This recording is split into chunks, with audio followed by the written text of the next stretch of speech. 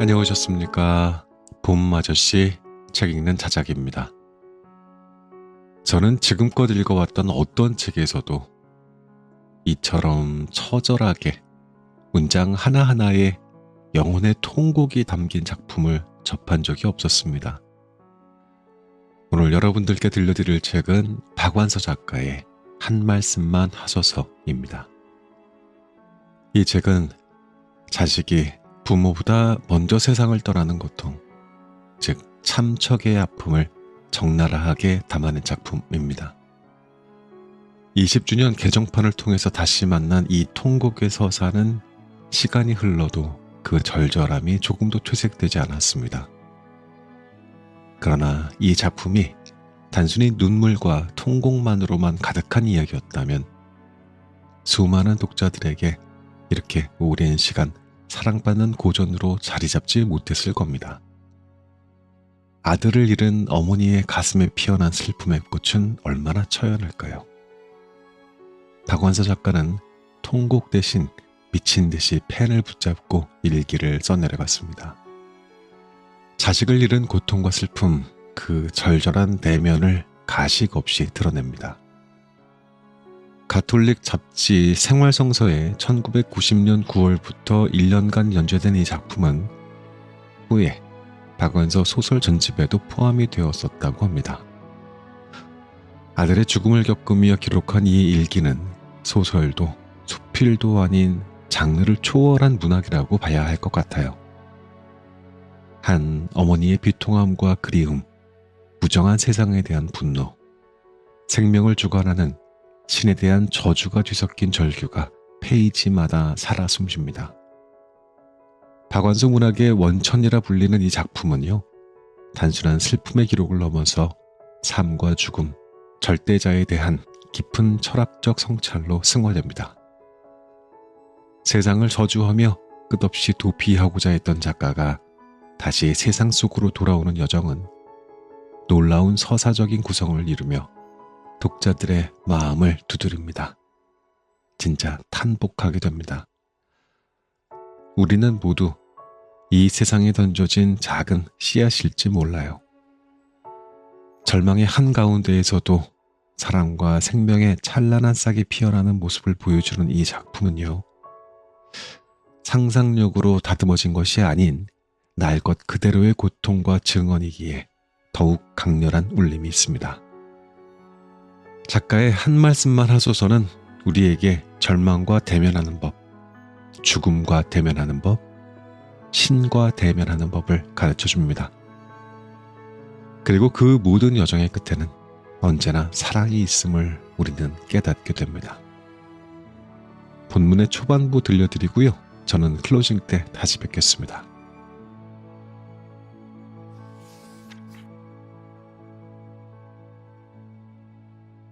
이건 소설도 아니고 수필도 아니고 일기입니다. 훗날 활자가 될 것을 염두에 두거나 누가 읽게 될지도 모른다는 염려 같은 것을 할 만한 처지가 아닌 극한 상황에서 통곡 대신 쓴 것입니다. 88년 여름 아들을 잃었습니다. 5자식 중 하나였지만 아들로서는 하나밖에 없는 자식이었습니다. 그 최초의 충격을 어떻게 넘기고 아직도 목숨을 부지하고 있는지 잘 모르겠습니다. 통곡하다가 지치면 설마 이런 일이 나에게 정말 일어났으려고 꿈이겠지 하는 희망으로 깜빡깜빡 잠이 들곤 했던 게 어렴풋이 생각납니다. 그런 경우에도 희망이 있다는 게 남보기에는 우스웠을지 모르지만 본인으로서는 참담의 극한이었습니다. 안 먹겠다는 의지 없이도 몸에서 저절로 음식을 받지 않았으니 몸도 필시 쇠약해져 있었겠지요. 부산에 사는 큰딸이 와보고 강제로 자기 집으로 데려갔습니다. 아주 강제는 아니었을지도 모릅니다. 나도 억장이 무너지는 비통 외에는 매사가 몽롱한 중에도 서울을 떠나면 조문을 안 받아도 되겠구나 하는 생각을 구원처럼 떠올렸으니까요. 상을 당한 이에게 정중한 조문을 하는 건 인간만이 할 수 있는 아름다운 도덕입니다. 그러나 참척을 당한 에미에게 하는 조이는 그게 아무리 조심스럽고 진심에서 우러나온 위로일지 몰라도 모진 고문이요 견디기 어려운 수모였습니다. 자식이 내 상을 당해 조문을 받는 게 순리이거늘 그 복도 못하 우주 만물의 생성과 소멸에 대한 이치에 굴복해야 되는 비참한 처지에서 잠시나마 비켜나 있고 싶은 저희가 아주 없었다고는 못하겠습니다. 큰애는 마지로서의 책임감과 극진한 애정으로 에미를 보살폈고 에미의 숨은 마음까지 알아차려 친구나 이웃의 방문까지 금해놓고 있었지만 그래도 집만 못한 점이 있었습니다. 그건 울고 싶을 때 울 수가 없었다는 거였습니다. 딸네 집만 해도 사위와 손자들의 생활이 있는 이미 예전에 나로부터 분리된 남의 가정입니다. 수시로 짐승처럼 치받치는 통곡을 마음대로 할 수 없는 일이었습니다. 통곡을 고스란히 참기가 너무 힘들어 통곡 대신 미친 듯이 끄적거린 게 이 글입니다. 이 자리가 만일 생활성서 지면이 아니었다면 그러한 사적인 비탄의 기록에다 일기라고 이름 붙여 감히 발표할 엄두를 내지 못했을 것입니다. 생활성서 지면을 만만하게 보아서가 아닙니다. 저도 세례받고 나서 비로소 생활성서를 관심있게 보아왔듯이 독자의 대부분이 교우이거나 적어도 하나님이 계시다는 걸 막연하게나마 느끼고 있는 분이려니 하는 친밀감 때문입니다. 그렇다고 해서 이 글이 신앙 고백이라는 소리는 아닙니다. 오히려 그 반대로 받아들여질 여지 또한 충분하다 하겠습니다. 저도 근래에 처음으로 그때 쓴 걸 다시 읽어보면서 적지 않이 놀라고 민망했습니다만 순전히 하나님에 대한 부정과 회의와 포악과 저주로 일관돼 있습니다. 그러나 가장 강한 부정은 가장 강한 긍정을 전제로 하지 않고는 불가능합니다. 만일 그때 나에게 포악을 부리고 질문을 던질 수 있는 그분조차 안 계셨더라면 나는 어떻게 되었을까? 가끔 생각해 봅니다만 살긴 살았겠죠. 사람 목숨이란 참으로 무진 거니까요. 그러나 지금보다 훨씬 더 불쌍하게 살았으리라는 것만은 환히 보이는 듯합니다. 하느님은 제 아무리 독한 저주에도 애타는 질문에도 대답이 없었고 그리하여 저는 제 자신 속에서 해답을 구하지 않으면 안 되었고 그러기 위해선 아무한테나 응석 부리고 싶은 감정을 억제하고 이성을 회복하지 않으면 안 되었으니까요. 제 경우 고통은 극복되지 않았습니다.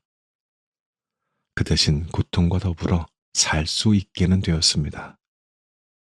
우리 집 안방 아랫목 제일 높은 자리에는 가톨릭 신자라면 누구나 가지고 있을 법한 작은 십자고상이 걸려 있습니다.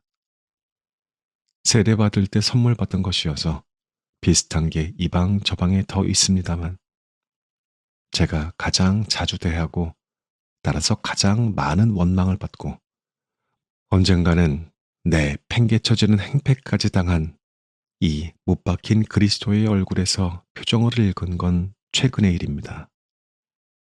오냐, 실컷 욕하고 원망하고 죽이고 또 죽이려무나. 네가 그럴 수 있으라고 나 여기 있지 않느냐. 이렇게 말하고 있는 것처럼 그분의 표정은 생생하게 슬프고 너그러워 보였습니다. 이 일기는 똑같이 찍어낸 주물에 지나지 않던 성물과 이렇게 아무하고도 똑같지 않은 특별한 관계를 맺기까지의 어리석고도 고통스러운 기록의 일부입니다. 정리하면서 활자시키기엔 지나치다 싶을 만큼 무엄한 포악과 비통의 지나친 반복을 빼고는 거의 고치지 않았습니다. 아들의 이주기까지 넘겼건만 아직도 제 회의와 비통은 달라지지 않았습니다. 하나 달라진 게 있다면 제 자아 속에 꼭꼭 숨겨놓았던 최승화 씨보다도 작은 신앙심을 누구에게 떠다 밀린 것처럼 마지못하긴 하지만 마침내 어디론가 던졌다는 사실입니다. 거기가 흙인지 시멘트 바닥인지조차 아직은 확실하지 않습니다. 싹이 틀 수 있는 좋은 땅이길 바라는 마음이 이 지면의 연재 요청에 응할 엄두를 내게 했는지 모르겠습니다.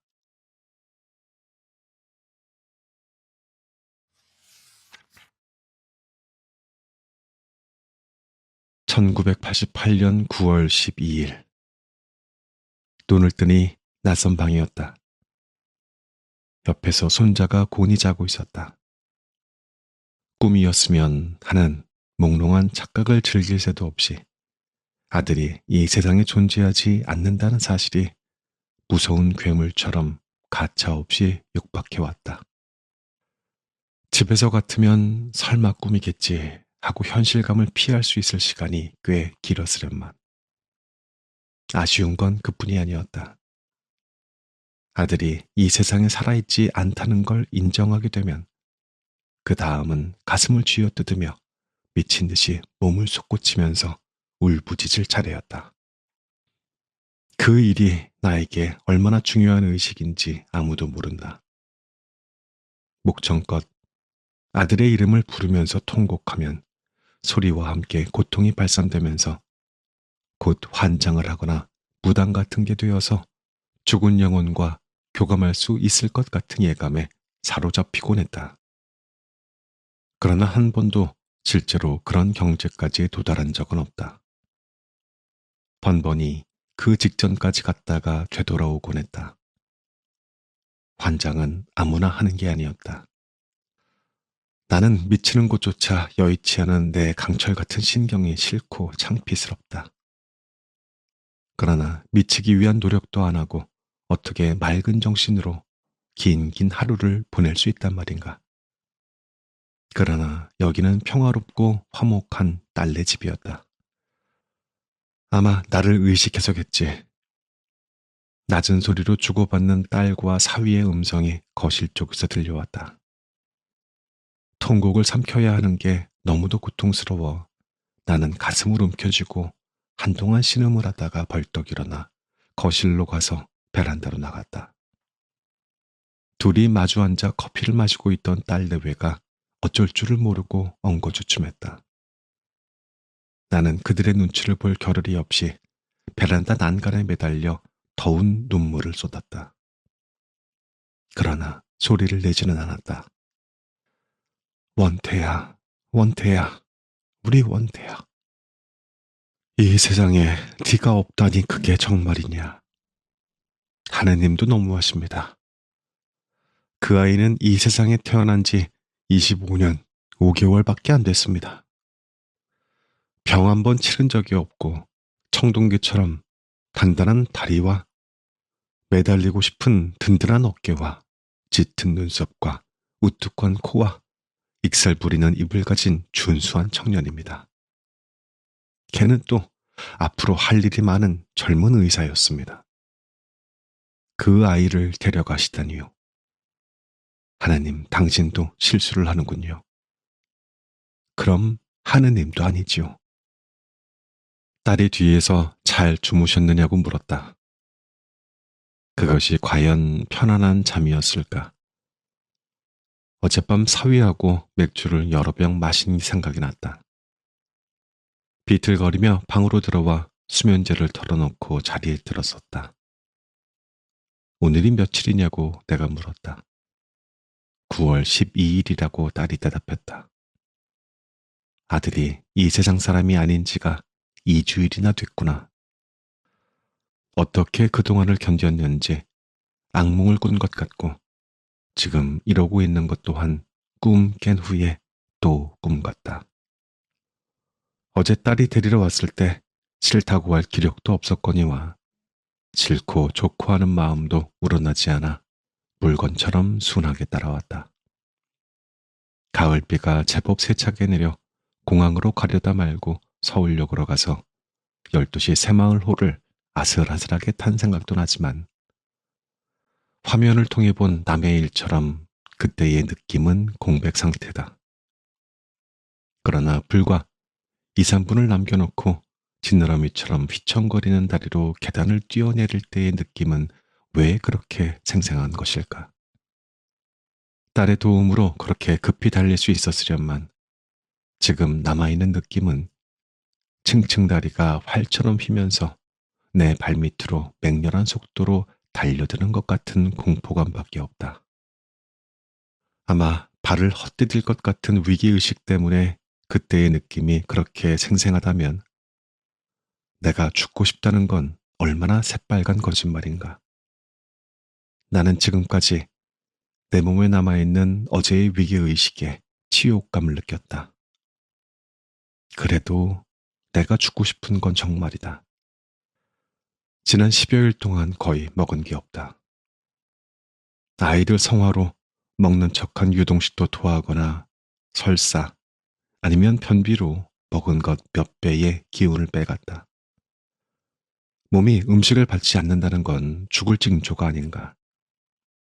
나에게 지금 희망이 있다면 내가 죽어가고 있다는 것뿐이다. 아이들이 베란다로 의자를 내주어 편안히 앉았다. 뒤로는 장산이란 수려한 산을 등지고 앞으로는 수영만을 바라보고 있으니 아파트라기보다는 콘도같이 터가 좋은 딸네 집이다. 날씨는 쾌청하고 수영만에 떠있는 요트가 그림 같다. 거기서 88 올림픽 요트 경기가 열릴 거란다. 오나가나 그놈의 88 올림픽. 정말 미칠 것 같다. 서울집도 잠실 경기장과 올림픽 공원 사이에 있어 그 들뜬 야단 법석이 싫어도 들리고 보일 것 같더니만 여기까지 그 축제가 따라올 게 뭐람. 내 아들이 죽었는데에도 기차가 달리고 계절이 바뀌고 아이들이 유치원 가려고 버스를 기다리고 있다는 것까지는 참아줬지만 88 올림픽이 여전히 열일이라는 건 도저히 참을 수 없을 것 같다. 내 자식이 죽었는데도 고울마다 성화가 도착했다고 잔치를 벌이고 춤들을 추는 걸 어찌 견디랴. 아, 만일 내가 독재자였다면 88년 내내 아무도 웃지도 못하게 하련만 미친년 같은 생각을 열정적으로 해본다. 변덕이 죽을 듯한다. 저녁 땐 부산에 오기 잘했다 싶었다. 아무도 찾아오는 사람이 없었고 전화 소리에도 깜짝깜짝 놀랄 필요가 없었다. 이 지경이 되고도 무슨 볼 체면이 남아있다고. 내 꼴을 남에게 보이기가 그리 싫은지. 뭐라고 위로의 말을 해야 할지 몰라 쩔쩔매는 상대방을 볼 때는 그 자리에서 당장 꺼지고 싶은 마음밖에 없었다. 그러다가 겨우 생각해낸 말이 잊으라는 소리다. 어쩌면 그렇게 한결같이 잊으라는지.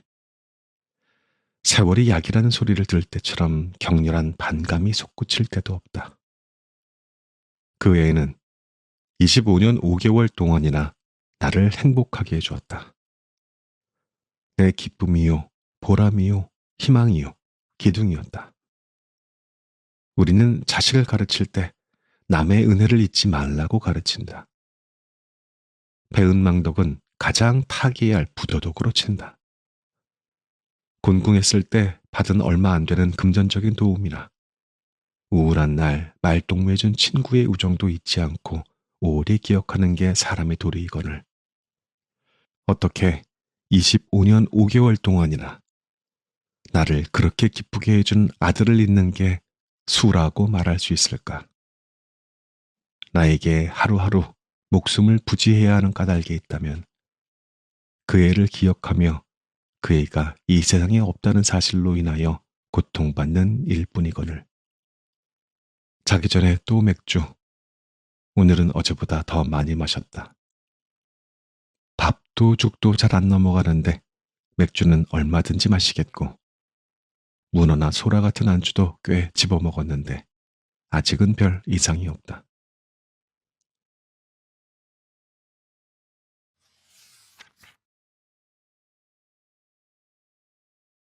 9월 13일, 딸이 뒷산으로 산책을 나가자고 해서 조금 망설이다 따라 나섰다. 그 애는 내가 저희 집에 와서 많이 좋아졌다고 믿고 싶은 눈치였다. 아닌 게 아니라 나는 꼿꼿하게 걸을 수가 있었다. 서울을 떠날 때만 해도 허리를 펼 수가 없어서 보행이 어려웠었다. 그러나 서울에서도 기운이 없어서 그렇게 허리를 못 편 게 아니라 너무 울어서 배창자가 땡겼기 때문이다. 다른 엄마가 한결 기운이 나 보인다고 좋아했지만 나는 겨우 이틀 울지 않으니까 깨끗이 배의 통증이 가시는 내 건강이 혐오스러웠다. 절이 있는 데까지 올라갔다 내려왔다. 그닥 힘들지 않았다. 먹은 건 없는데 어디서 그런 기운이 나는 걸까? 정말 싫다. 예전 우리 시골에선 자식을 앞세운 애미한테 자식을 잡아먹었다고 말했었다.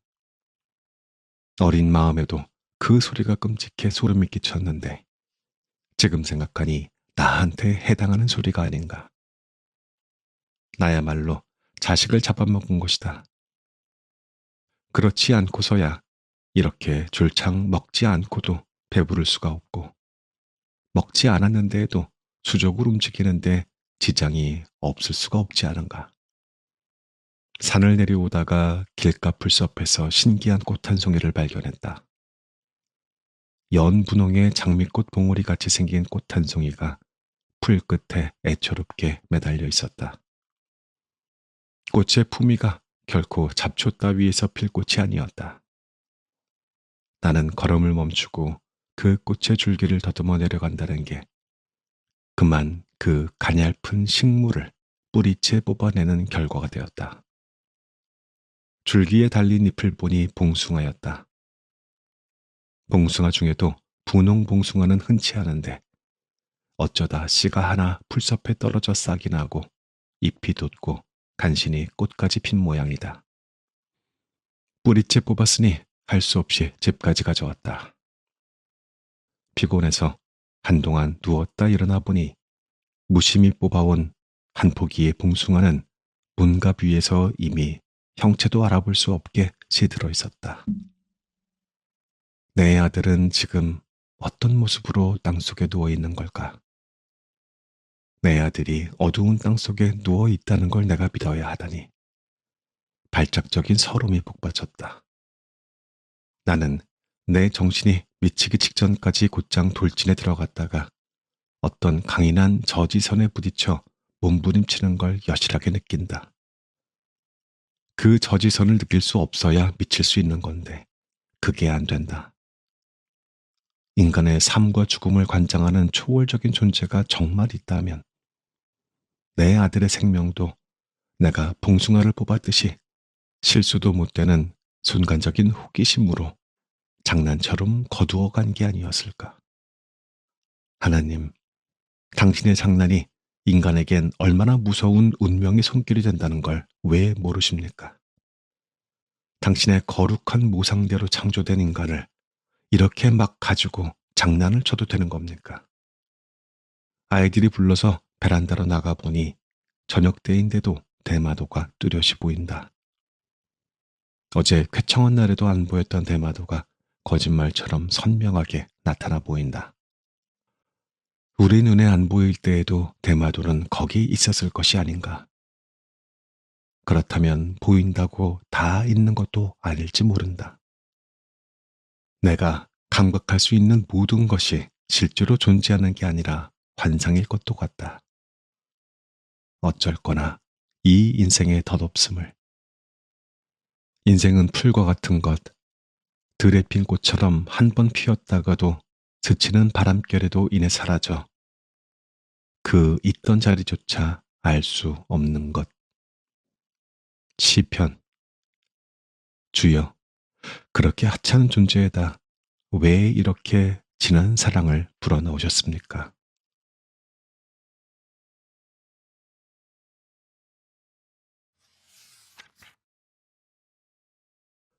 9월 14일. 저만 치서 노파가 앉아서 김을 매듯이 땅을 뒤지고 있다. 무엇을 하고 있나 궁금해서 가까이 가보니 자루에다 돌을 골라 담고 있다. 그쪽은 모래사장이 아니고 작고 매끄러운 돌이 깔려 있었다. 자세히 보니 조개 껍질 같기도 하고 아기 이빨 같기도 한 연분홍의 예쁜 돌이 그 일대에 쫙 깔려 있다. 화분 같은 데 깔면 보기 좋을 것 같다. 그러나 노파는 그러한 용도로 쓰이기에는 너무 많은 돌을 마대자루에 골라 담고도 한눈 한 번을 안 팔고 그 일에 골몰하고 있었다. 하도 이상해서 그걸 다 무엇에 쓸 거냐고 물어보았다. 기념품을 만드는 공장에 갖다 팔 거라고 했다. 그렇게 말하는 노파는 앞니가 2개밖에 없었고 나이를 헤아릴 수 없을 만큼 주름이 깊었다. 아무리 없이 살아도 헐벗지는 않는 세상이라 그런지 노파의 입은 옷은 좀 너무하다 싶을 만큼 남루했다. 머리카락도 센치감을 느꼈다. 그러고 보니 해변에서 파는 싸구려 액자나 거울 틀에 그러한 돌들을 박은 걸 본 적이 있었다. 그런 걸 만드는 공장에서 노파의 수고비를 얼마나 박하게 쳐줄지는 물어볼 곳도 없이 뻔했다. 그렇지만 미처는 안 되는 돈벌이였다. 9월 중순에 한낮 햇볕은 사정없이 이글거렸다. 노파는 여름 내 그 미천 안 드는 돈벌이에 종사해 온 듯 드러난 팔과 종아리는 새까맣고도 기름기라고는 없어 비듬이 희끗희끗했다. 나는 밑도 끝도 없이 그러나 확신을 가지고 노파에게 몹쓸 병이 들거나 술주정뱅이 아들이 있을 거라고 생각했다. 같이 늙어가는 영감을 위해서라면 또는 의지할 때라곤 없는 처지여서 자기 한 몸 입에 풀칠하기 위해서라면 양로원에 가고 말지 그 보잘것없고 영세한 돈벌이에 그렇게 전력으로 종사할 수는 없을 것 같았다. 오로지 아들을 위해서만 그 보잘것없는 일이 타당하고도 거룩하게까지 보였다. 왜 그런 생각이 들었는지 모를 일이었다. 나는 미친년처럼 화끈한 열정으로 그 생각에 탐닉했다. 조금도 거짓없이 나는 그 노파가 부러웠다. 아들의 약값을 위해서든 아들에게 뜯기기 위해서든 아들을 위한 일 외에는 눈에 보이는 게 없는 노파가 부러웠다. 나는 나도 모르게 노파의 일을 돕기 시작했다. 그 일은 보기보다 수월하지 않았다. 분홍빛 예쁜 돌만 쫙 깔려 있는 것 같아도 역시 모래와 잡석 속에서 추려내지 않으면 안 되었다. 노파는 내 서툴고 미미한 도움을 의식하는 것 같지도 않았다. 마대자루가 찾아 질질 끌고 말없이 가버렸다. 나는 노파의 뒷모습을 하염없이 배웅했다. 어쩌면 나는 내 내부의 교만이 무너진 자리를 응시하고 있는지도 몰랐다. 애미 눈에 자랑스럽지 않은 자식이 어디 있을까마는 자식들마다 건강하고 공부 잘해 한 번도 속 안 썩이고 인류학교만 척척 들어가고 마음 먹은 대로 풀릴 때 그 애미의 자랑은 기고만장할 수밖에 없다. 나 역시 그랬었다. 기고만장 정도가 아니라 서슬푸른 교만이었다.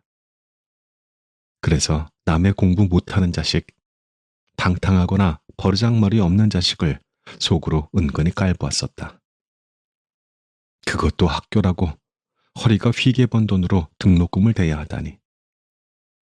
이런 마음으로 내 눈엔 도무지 차지 않는 대학에 보내고서도 좋아하는 친구나 친척을 겉으로는 축하해주는 척하면서 속으로는 불쌍해한 적이 한두 번이 아니었다. 뇌성마비로 태어난 남의 자식을 보고는 차라리 죽는 게 나았을 걸 하는 모진 생각을 한 적도 있었다. 그런 내가 노파를 부러워하고 있었다. 가장 못난 최악의 아들을 가정해도 역시 노파가 부러웠다. 가슴이 아리게 부러웠다. 내가 받은 벌은 내 그런 교만의 대가였을까? 하느님이 가장 싫어하는 게 교만이라니 나는 엄중하지만 마땅한 벌을 받은 것이었다. 조금 마음이 가라앉는 듯했다. 나는 내 아들이 이 세상에 없다는 무서운 사실을 견디기 위해서 왜 그런 벌을 받아야 하는지 영문을 알아야만 했다. 아들을 잃은 것과 동시에 내 교만도 무너졌다. 제기할 수 없을 만큼 확실하게. 그러나 교만이 꺾인 자리는 겸손이 아니라 황폐였다. 내 죄목이 뭔지 알아냈다고 생각하자 조금 가라앉은 듯했던 마음이 다시 끌어오르기 시작했다. 내가 교만의 대가로 이렇듯 비참해지고 고통받는 것은 당연하다고 치자. 그럼 내 아들은 뭔가? 창창한 나이에 죽임을 당하는 건 가장 잔인한 최악의 벌이거늘. 그 애가 무슨 죄가 있었다고 그런 벌을 받는단 말인가? 이 애미에게 죽음보다 더 무서운 벌을 주는데 이용하려고 그 아이를 그토록 준수하고 사랑 깊은 아이로 점지하셨더란 말인가? 하나님이란 그럴 수 있는 분인가? 사랑 그 자체라는 하나님이 그것밖에 안 되는 분이라니 차라리 없는 게 낫다. 아니, 없는 것과 마찬가지이다. 다시금 맹렬한 포악이 치밀었다. 신은 죽여도 죽여도 가장 큰 문제거리로 되살아난다. 사생결단 죽이고 또 죽여 골백번 고쳐 죽여도 아직 다 죽일 여지가 남아있는 신. 증오의 최대 극치인 살해. 나의 살해를 위해서라도 당신은 있어야 돼. 있어야 하고 말고.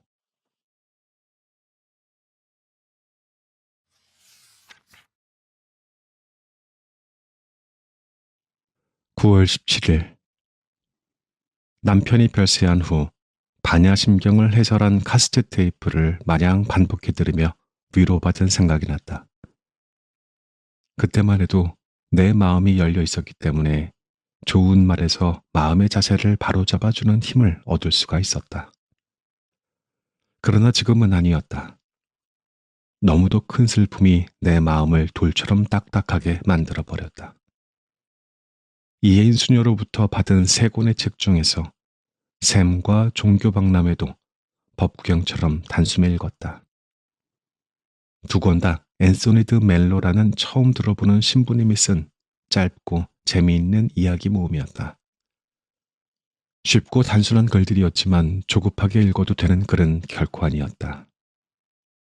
그러나 나는 법구경 때와 마찬가지로 느릿느릿 음미할 마음이 되어 있지 않았다. 지금 내게 필요한 건 어떻게 사느냐가 아니라 사후의 생명을 믿을 수 있는 확실한 보증이었다. 내가 왜 이런 고통을 받아야 하는지 납득할 수 있는 신의 명확한 계산서였다. 이러한 나에게 나 자신도 도무지 속수무책이었다. 나머지 한 권은 죽음이 마지막 말은 아니다 라는 50쪽 정도 되는 얇은 소책자였지만 그 속에서 발견한 아름다운 한 편의 시 때문에 날이 셀 때까지 한잠도 이르지 못하고 말았다. 모든 사람들에게는 비밀스러운 세계가 있다. 가장 아름다운 순간으로 빛나고 가장 끔찍한 날로 상처 입은 그 세계는 다른 이들에게는 결코 열리지 않는다. 그리고 한 사람이 죽으면 그와 함께 회색 새벽에 맞이한 첫눈, 밤중의 첫 키스와 첫 분노도 모두 그와 함께 사라진다. 우리는 형제와 친구에 대해 우리 가까이에 있으면서도 먼 곳에서 꿈꾸는 그녀에 대해 무엇을 알고 있을까? 마주보고 있는 아버지에 대해 우리는 모든 것을 알고 있으면서도 아무것도 알지 못한다. 사람들은 떠나고 그들은 정말로 사라진다. 그들의 세계는 죽은 텅 빈 공간이 되어버린다. 그리고 매번 당신을 떠올릴 때면 이 끝에 대해 외치고 싶어진다. 베개가 젖도록 크는께 울었다. 죽음이 왜 무시무시한지, 아들의 죽음이 왜 이렇게 견디기 어려운지 정연한 논리로서가 아니라 폭풍 같은 느낌으로 엄습해왔다. 하나의 죽음은 그에게 속한 모든 것, 사랑과 기쁨, 고통과 슬픔, 체험과 인식 등 아무하고도 닮지 않은, 따라서 아무하고도 뒤바뀔 수 없는 그만의 소중하고도 고유한 세계의 소멸을 뜻한다. 그러나 그 시 속에 묘사된 한 인간의 죽음과 더불어 소멸되는 세계 속엔 그의 고유하고 신비에 쌓인 체험만 있지 미래는 포함되어 있지 않다. 젊은 죽음과 함께 사라지는 세계 속엔 그 자신과 그의 부모 형제가 걸던 얼마나 다채롭고 풍부한 미래가 포함되어 있는가. 특히 자식이 부모의 소망은 물론 허영심까지 충족시켜줄 만큼 잘 자라 부모가 한참 우쭐해 있을 때 부모는 어리석게도 자식이 성취한 것을 자신의 것으로 착각하게 된다. 나 역시 그랬었다. 아들의 세계와 나의 세계는 동일한 축을 가지고 마냥 팽배해 가고 있었다. 그 나름의 독립 혹은 연애나 결혼 등으로 에미로부터 분화해 나가기 직전 모든 가능성과 희망을 공유하던 에미로서는 가장 행복한 착각의 시절에 아들은 홀연 자취도 없이 사라져버렸다. 그러니까 그의 죽음은 하나의 세계의 소멸이 아니라 두 개의 세계의 소멸을 뜻했다. 그러나 우리는 우리가 가장 사랑하는 이에 대해 과연 무엇을 알고 있다고 할 수 있는가? 아들이 인턴 과정을 끝마치고 전문에는 무슨 과를 택할까 의논해 왔을 때 생각이 났다.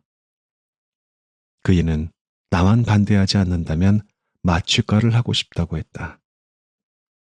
뜻밖이었다. 나는 아들로 인하여 자랑스럽고 우쭐해 하는데 익숙해져 있었다. 누가 시키거나 애써서가 아니라 그의 스스로가 선택한 학교나 학과가 에미의 자긍심을 충분히 채워주었기 때문에 이번에도 의례 그러려니 했다. 내 무지의 탓도 있었지만 마취과는 어째 내 허영심에 흡족지가 못했다. 나는 왜 하필 마취과냐고 물었다. 그 애는 그 과의 중요성을 자세히 설명했다. 그런 식으로 말해서 중요하지 않은 과가 어디 있겠니? 이왕 임상을 하려면 난 보기에 좀 더 그럴듯한 과를 했으면 싶구나. 나는 내 허영심을 숨기지 않고 실토했다. 그때 아들의 대답은 이러했다. 어머니, 마취과 의사는 주로 수술장에서 환자의 의식과 감각이 없는 동안 환자의 생명줄을 쥐고 있다가 무사히 수술이 끝나고 의식이 돌아오면 별 볼 일이 없어지기 때문에 환자나 환자 가족들로부터 고맙다든가 애썼다는 치하를 받는 일이 거의 없어요. 자기가 애를 태우면서 생명줄을 붙들어준 환자가 살아나서 자기를 전혀 기억해주지 않는다는 건 얼마나 쓸쓸한 일이겠어요. 근데 저는 그 쓸쓸함에 왠지 마음이 끌려요. 그 아들의 그 애미랄까. 나 또한 아들의 마음이 끌린 그 쓸쓸함에 무조건 마음이 끌려 그 애가 원하는 것을 쾌히 승낙했다. 늘 사랑과 칭찬만 받으면서 자라 명랑하고 거침이 없고 남을 웃기기 잘하고 농담 따먹기에 능하던 아들의 전혀 새로운 면이었다. 나는 그때 아들에 대해 새롭게 알았다. 뿐만에 자식인 줄로만 알았던 아들이 알아버렸다가 아니라 알아야 할 무진장한 걸 가진 대상으로 우뚝 섰을 때 얼마나 대견했던지. 그리고 그때의 그 삶의 시작에 대한 설레임까지 꼬박이 밝힌 새벽빛 속에 생생하게 되살아났다.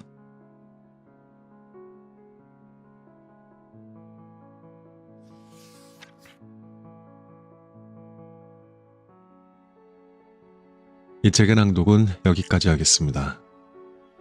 작가는 아들을 갑자기 잃고 난 뒤에 비명을 지르는 것 대신 펜을 들었다고 했어요. 뭘 어떻게 해볼 수가 없어서 그저 견디기만 하자고 몸부림을 치며 이 글을 써내려간 것이죠. 그녀는 자식을 잃은 고통을 생사를 도려내는 슬픔, 내 자신이 살해당하는 슬픔이라고 표현합니다.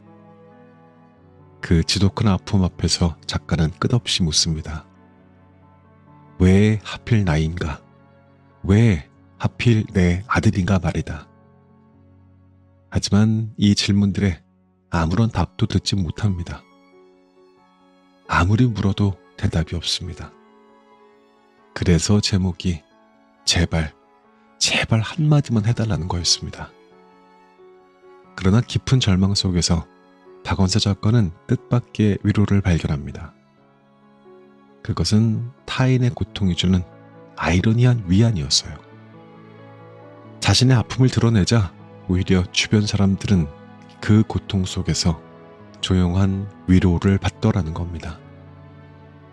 서로의 고통을 마주할 때 우리의 슬픔은 조금씩 가벼워지는 법이거든요. 누군가의 더 큰 슬픔 앞에서 내 슬픔이 상대적으로 작아 보이는 것이 참 아이러니한데 그 또한 위로라는 것을 그녀 또한 알게 됩니다. 그래서 작가는 가장 지독한 개인의 비극을 통해서 오히려 우리 모두를 위로하려고 했던 것입니다. 자라간다는 것은 때로 이렇게 잔인한 상실을 견뎌내는 일이지만 그럼에도 삶은 계속되고 희망은 솟아난다는 메시지가 독자의 가슴에 스며듭니다. 가장 깊은 절망의 강을 건너온 이가 들려주는 이야기는 그래서 더욱 믿음직하고요. 이 이야기 끝에서 우리는 알게 됩니다. 슬픔도 언젠가는 끝을 맺고 남은 사람에게는 새로운 내일이 주어진다는 것을. 저자는 그렇게 이 책에서 어둠 속에서 절망의 꽃을 피워냈습니다. 어둠이었잖아요. 게다가 절망이었고요. 그래도 꽃을 피워냈습니다. 작가는 그걸 해낸 겁니다.